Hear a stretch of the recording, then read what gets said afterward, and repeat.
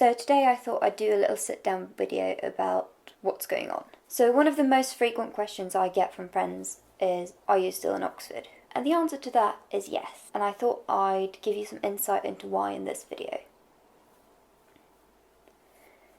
So obviously, as an international student in Oxford, I know that most people have gone home, with good reason. I'm lucky enough to be in university managed halls. This means that I'm in a facility where normally, when people are here, it's really packed. We live in big blocks, there are many people here, making it a very bad place to stay if you want to isolate, you need to quarantine, and in general also a bad place to practice social distancing. But the thing about staying in halls right now is that almost everyone else have gone home. Most UK students left quite early simply because they may live close enough for their parents to be able to pick them up, or they may be able to literally just hop on a bus and be home in an hour. Because they are relatively close, they also have the option of coming back when needed to, so they didn't really need to wait for the university to say we're closing down. However, international students is a bit more complicated. A lot of people went at home right after the university announced they would close down. We did not. The reason for this was that right after they announced they would shut down,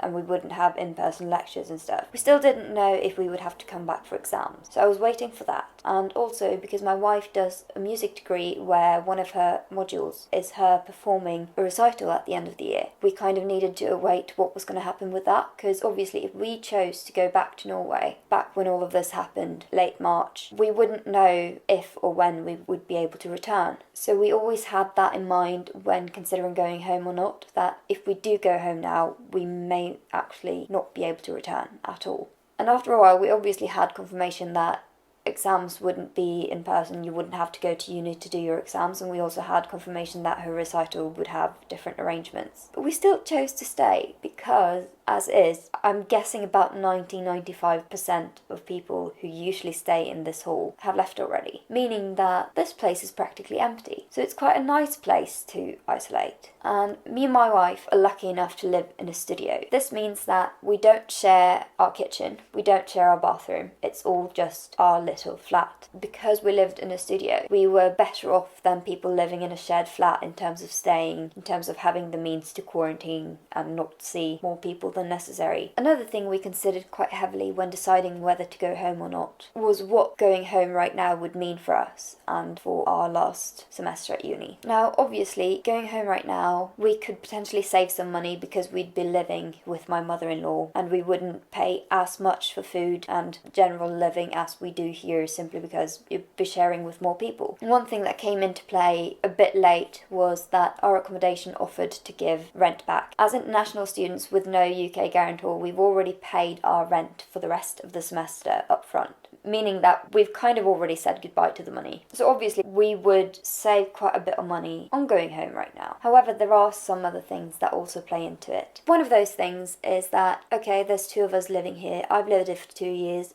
Miriam has lived here for 3 years. We have a lot of things. And even though a lot of the things are not coming back to Norway with us, quite a lot of it is. One of those things is Miriam's harp, which she brought from Norway when she moved here 3 years ago. Now, to get the harp home, we would need her harp case. It's literally like a huge box made specifically to fit her harp to keep it safe during travels. Now, that harp case, we don't have the space in our flat to keep it here. So when she moved here originally, she brought the harp over in the case, unpacked it, and then because she had some family to come over with her when she moved, one of them brought the harp case back as their luggage. Now, the plan was for my mother-in-law to come over with this case in the beginning of May, but obviously right now with the current situation, she's not going to be able to do that. So if we left, we would have had to find somewhere to leave the harp. First of all, it's temperature sensitive, meaning that if we put it in a storage unit, we have no control over the temperature that's going to be in there over the summer, and potentially even longer depending on how long it would be before we would be able to go back here and get it. And obviously we would have to put all our other stuff into storage as well, and knowing that we don't know when we'll be able to come back and get this. It might be 2 months, it might be a year, because when we move back to Norway we'll both be working full time, meaning that just taking a weekend going over to Oxford isn't going to be easy and might not be an option. We don't know that yet. Another thing leaving would mean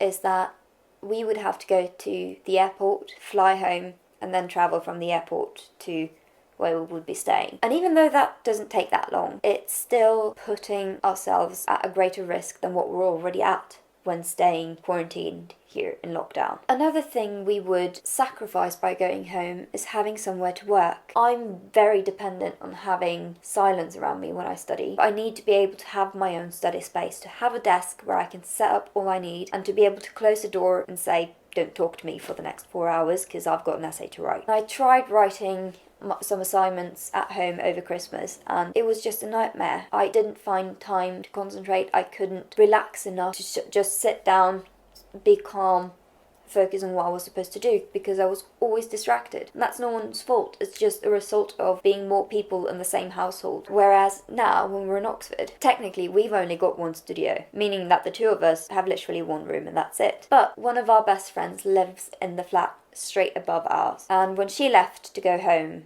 a couple of weeks ago, she left her keys with us so that I could borrow her desk to go and study so that we could separate. This has given us the opportunity to actually have a proper silent study space for both me and my wife at the same time while staying isolated here in Oxford. And considering that we both have a lot to get done before the semester is over, I think this is a very, very, very valuable resource that we don't really want to not use. Another thing about leaving Oxford now is that, okay, my university finishes mid-May, and we already know that graduations are not going to happen in June as planned. They're postponed until we know more. But right down the road from us, you have another university, and they are scheduled to finish their term quite late in June. And we have a lot of friends there because we sing in a choir. And even though I think right now plan is that people are not coming back at all, but I don't know if that might change if, say, mid-May it loosens up a lot and then maybe some people will come back. We don't know. But I also know that a lot of the people we sing in choir with aren't necessarily students who live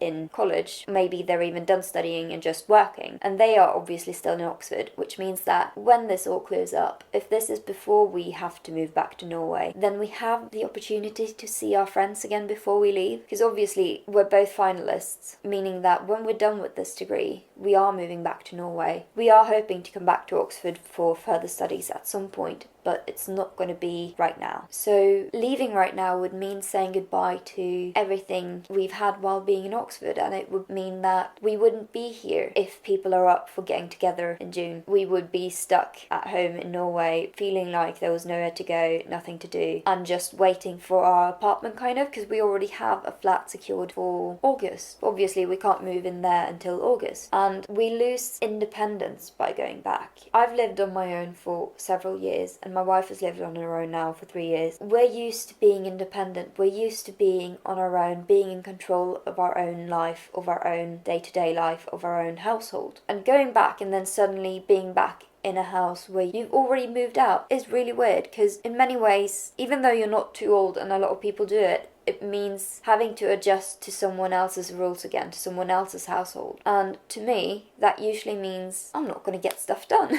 And that's no one's fault. It's just because I can't implement the systems I need to stay functioning in day-to-day life without it being too much of a hassle for just the couple of months it would be. And I fear that if we were to go back now, I wouldn't be able to finish my degree. I'm still struggling about how I'm going to do that even when I'm here in Oxford, because the thing is, the situation stresses me out a lot and I've been unwell quite a lot. I've spent 5 weeks in bed being quite sick, meaning that I've lost a lot of time that I should have spent writing my dissertation and writing different assignments and preparing for my exams. So I think if I went back now, I wouldn't have a shot at completing what I need to complete, and I would have to apply to get to redo some of my modules next year, which it's not something I want to do. I want to be able to finish my degree now, and I want to be able to do it to the best of my capabilities. So this is why we chose to stay here in Oxford, to stay in halls even after most people have left. I hope you enjoyed the video. I'd be very interested to know what you guys think, and if you're in uni, have you stayed in your accommodation or have you gone home?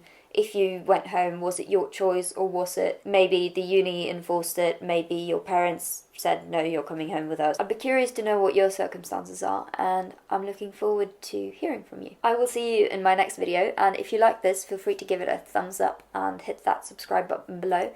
And also, if you have any ideas for future things you'd like to see me do or make, I am now trying to get into the habit of sticking to a regular posting schedule. So feel free to let me know down below if you have any tips or tricks or anything you want me to do, or if you have constructive criticism, that's also very welcomed. I'm going to leave you at that. I will see you next time. Bye.